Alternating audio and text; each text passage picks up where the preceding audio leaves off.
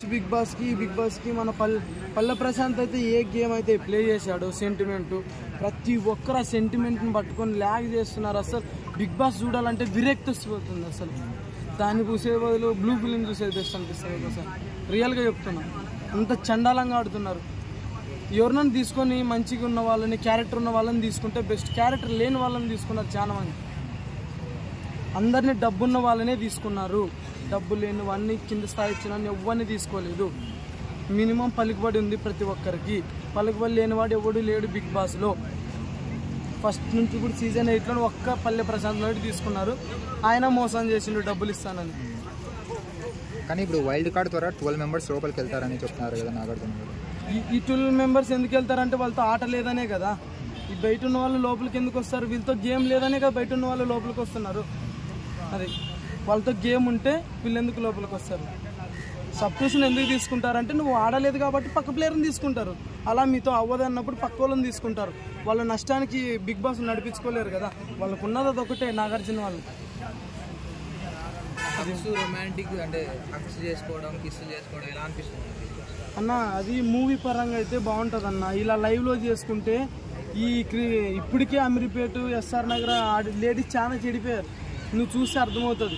ఇలాంటివి చేయడం వల్ల పబ్లిక్లో మళ్ళీ ఇంత పెరిగిపోతుంది. అసలు రోడ్ల మీద విచిత్రంగా తిరుగుతున్నారు ఇప్పుడే. వీళ్ళు చేసే పనికి మళ్ళీ రెచ్చిపోతారు. దీన్ని పోలీసులు కూడా దానికి రెస్పాండ్ అవుతలేరు. గవర్నమెంట్ కూడా వీళ్ళు ఎందుకు పబ్లిక్లో చేస్తున్నారు, ఇది లైవ్ కదా అని చెప్పేసి కూడా ఎవరు రియాక్షన్ అవుతలేరు. చాలా ఇబ్బంది ఇట్లయితే. లేడీస్కి రెస్పెక్ట్ లేనట్టు పోతుంది. మణికంఠ గేమ్ ఎలా? ఫస్ట్ భాషా బదులు మణికంఠని తీసేసింటే మంచిగా ఉండే.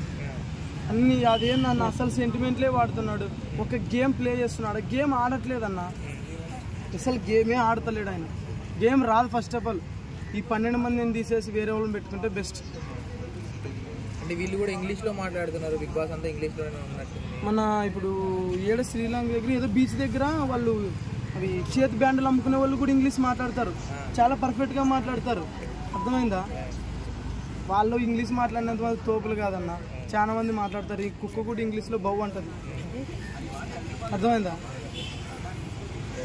మీకు ఇష్టమైన కంటెస్టెంట్ ఎవరు లేరు. బాయ్స్లో కానీ గర్ల్స్లో ఎవ్వరు లేరు. సోనియా అసలు లేరు. వేస్ట్ అంటున్నా. వాళ్ళు పద్ధతి పాడు అనేది ఏదీ లేదు. బరి తెగించి వీడియోలు తీస్తున్నారు. లైవ్లో బరి తెగించి తిరుగుతున్నారు. అసలు మెయిన్ రీజన్గా చెప్పాలంటే. మరి వైల్డ్ కార్డ్ ద్వారా ఎవరు వెళ్తే బాగుంటుందన్న లోపలికి? ఎలాంటి వాళ్ళని పంపిస్తారు? మన రవి అన్న హర్ష సాయి మీద ట్రోల్ చేశాడు చూడు, రవి అన్న. ఆయన వెళ్తే బాగుంటుంది. అలాంటి వాళ్ళు వెళ్ళారు. హర్ష సాయి మరి? హర్ష సాయి మనకు తెలియదు అన్న. ఆయన ఎవరు? ఉన్న దాంట్లో టాప్ ఎవరు, అరెస్ట్ ఎవరు? అసలు నేను వాళ్ళని చూడడం వేస్ట్ అన్న అంటున్నా.